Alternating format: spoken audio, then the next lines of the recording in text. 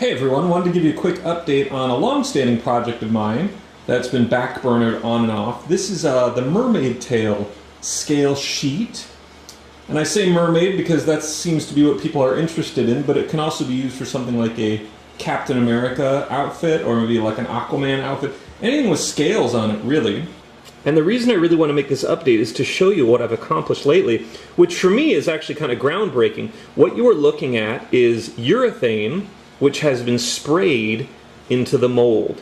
For those of you that have been following my blog or my other videos, you'll know that one of the things I've really struggled with is how to get a uniform, even coat of urethane into a silicone mold. You can actually see down here there's a couple rectangles of some other attempts I had made earlier using a roller brush, which turned out alright, but I got kind of a weird texture on the back. The other problem with that is I couldn't be confident that it was getting into all the different nooks and crannies.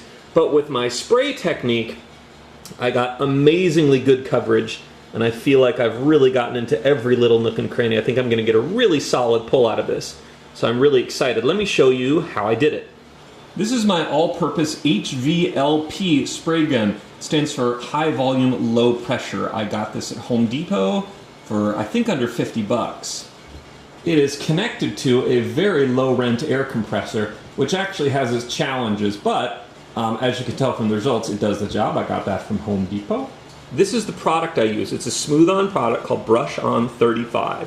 It's a urethane product. It is very opaque. It comes in two parts. You mix it by volume. Part A is very creamy and thick, and part B is pourable, but it's still pretty thick. To run it through the sprayer, you have to thin it with mineral spirits. And I actually ended up using a lot of mineral spirits because I had to get pretty thin. It wasn't quite milky thin, it was more like a thin pudding. It wasn't, wasn't water, but it was pourable, but not thick. Kind of hard to explain, something I guess you just need to experiment with. And for the pigment, I used a combination of So Strong tints, which is also a smooth-on product.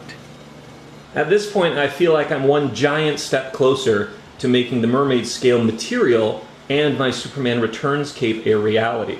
This is one of the biggest hurdles I've had to deal with, and honestly I've struggled with this for years, experimenting with materials and techniques, and I feel like I'm finally on the right track.